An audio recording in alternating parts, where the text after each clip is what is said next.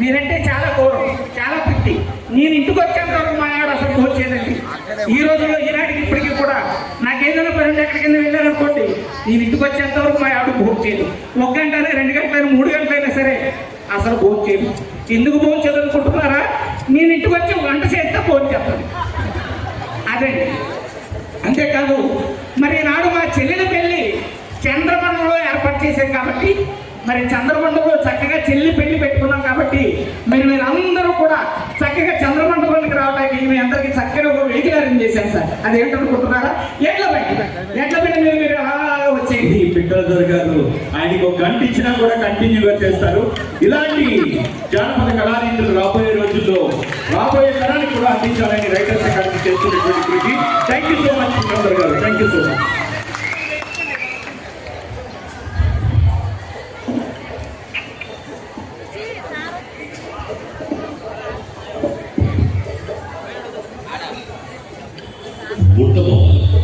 Telugu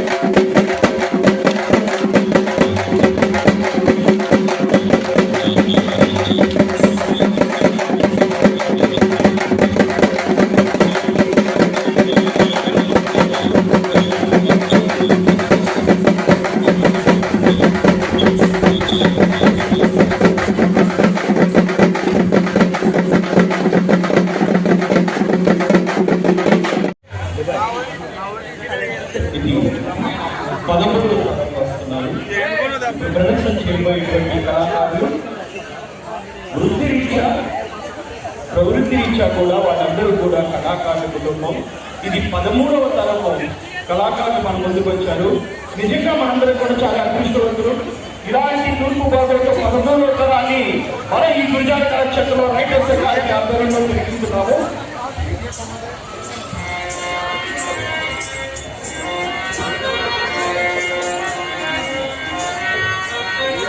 Yeah,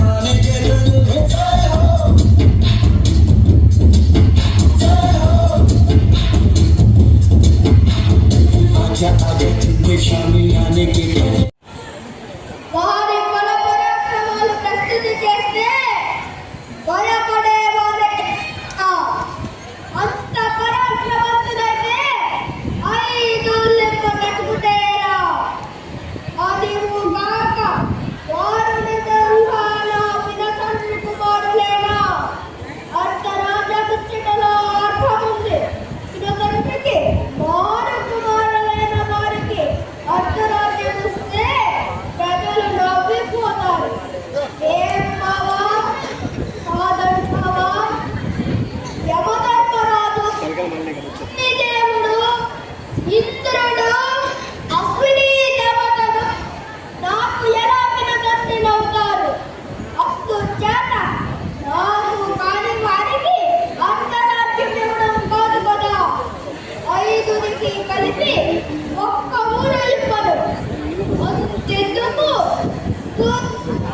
కాదు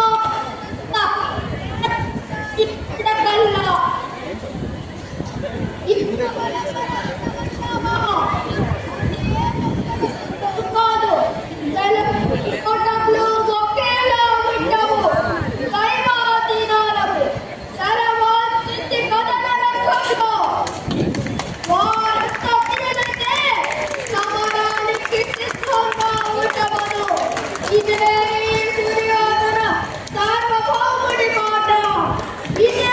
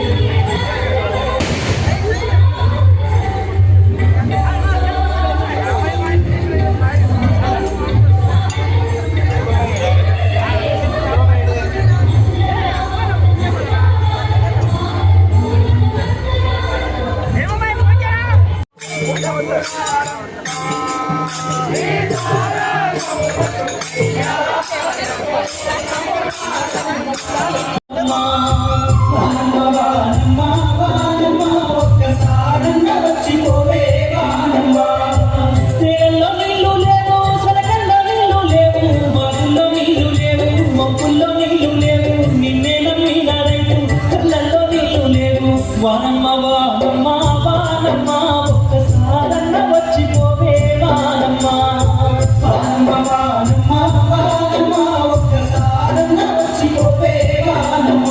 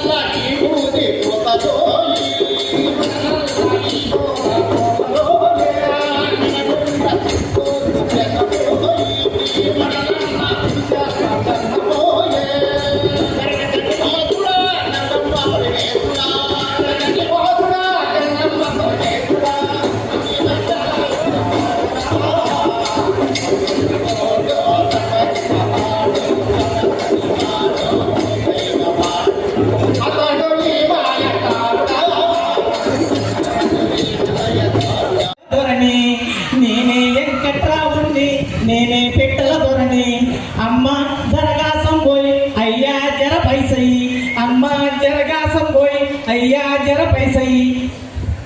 నమస్తే sir, వందనం సార్, వణక్కం సార్, సలాం అలైకుం సార్. మీ అందరికీ ఈరోజు శుభాభి మందారాలు అందజేస్తున్నాను సార్. ఇంతకు నేను ఎవరనుకుంటున్నారా? నేనే సార్, మీ పెట్టల దొరని. అంటే నాకు పోలంత డబ్బు ఉంది సార్. డబ్బు అంటే అంత ఇంత డబ్బు కాదండి, చాలా డబ్బు ఉంది. నేను కూర్చునే కుర్చీ బంగారం, నేను తినే కంచం బంగారం, నేను పడుకునే మంచం బంగారం, అంతా బంగారం. కిటికీ ఊసలు, కిటికీలు, తలుపులు, గుమ్మాలు అన్నీ కూడా బంగారంతో చేయించాను సార్. అంత బంగారం ఉన్నవాడిని ఇక్కడికి ఎందుకు వచ్చారనుకుంటున్నారా? బీడి మొక్కలకు డబ్బులు లేక.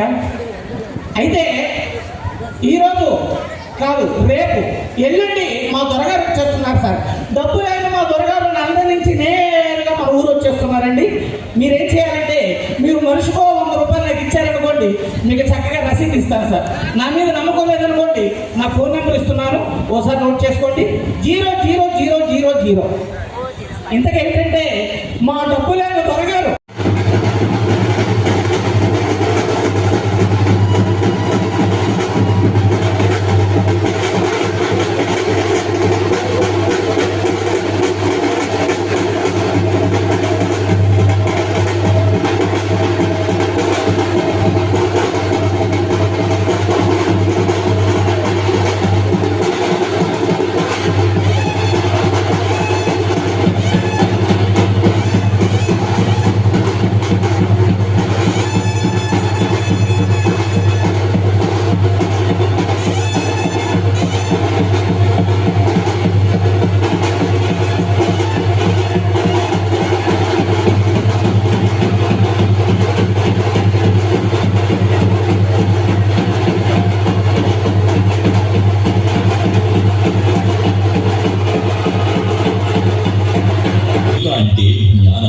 స్త్రీలు తమ వాక్చాతుర్యంతో జ్యోతిష్యం చెప్పే ప్రక్రియ.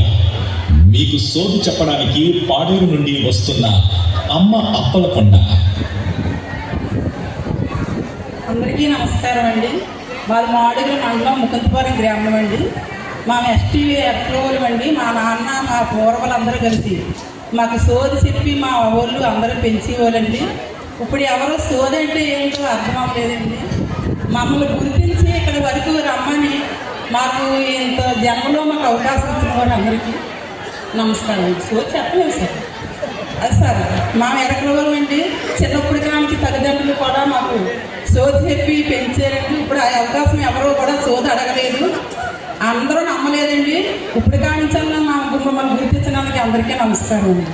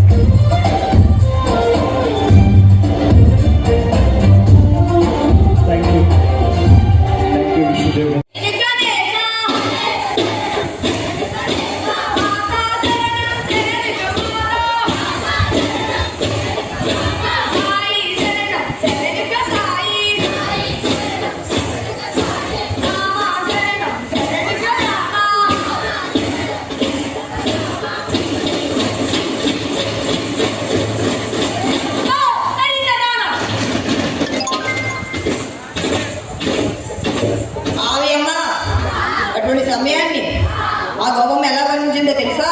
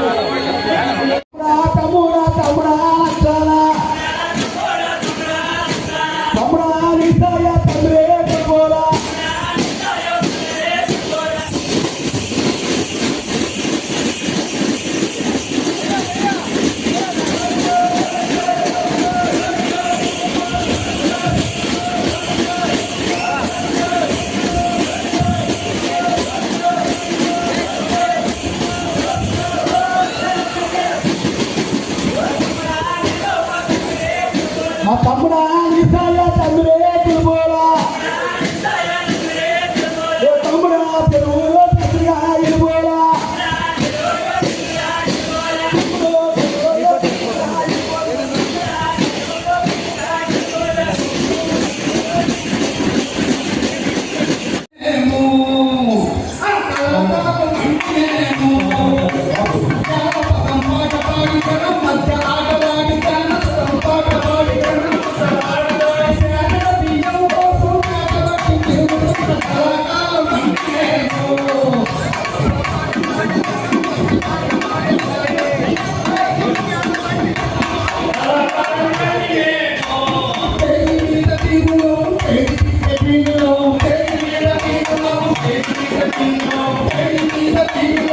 గొడుగులు పట్టుకుని చేసే నృత్యం కురుపాం మండలం పార్వతీపురం మల్యం నుండి మండంగి విజయకుమార్ బృందం. ఈ కార్యక్రమంలో పెద్దలు పద్మ విభూషణ్ శ్రీ డాక్టర్ యార్లగడ్డ లక్ష్మీప్రసాద్ గారు కూడా విచ్చేశారు. స్వాగతం, సుస్వాగతం.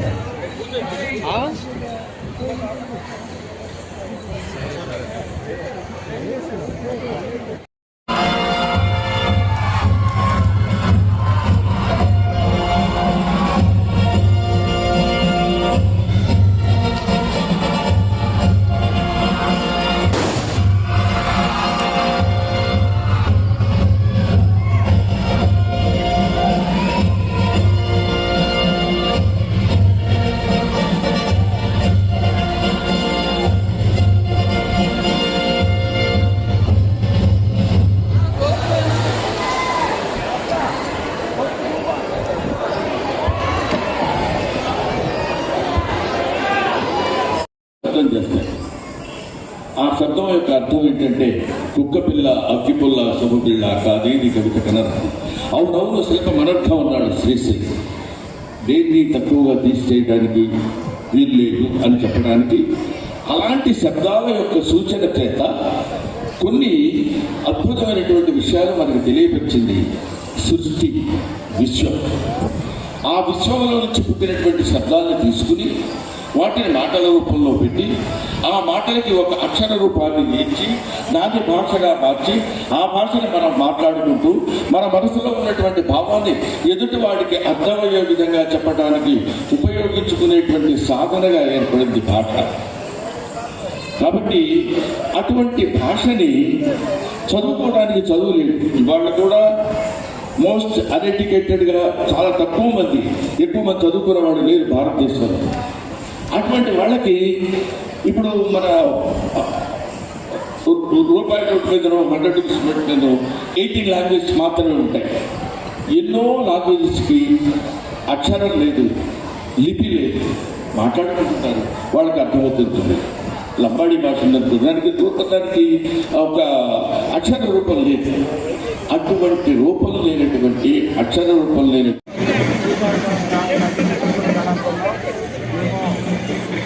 ప్రపంచ జానపద కళ దినోత్సవం సందర్భంగా విశాఖపట్నం గురుగారి కళాశాలలో రావడం జరిగింది. ఈ కళ కూడా అందరూ ఆదరించాలని, ఈ కళ పుట్టుబడకుండా మరీ ముందుకు వెళ్ళాలని కళాకారులు అందరం కూడా ఈ జానపద కళాకారులు అందరూ కూడా ఈరోజు మహోత్సవం జరుపుకోవడం జరిగింది.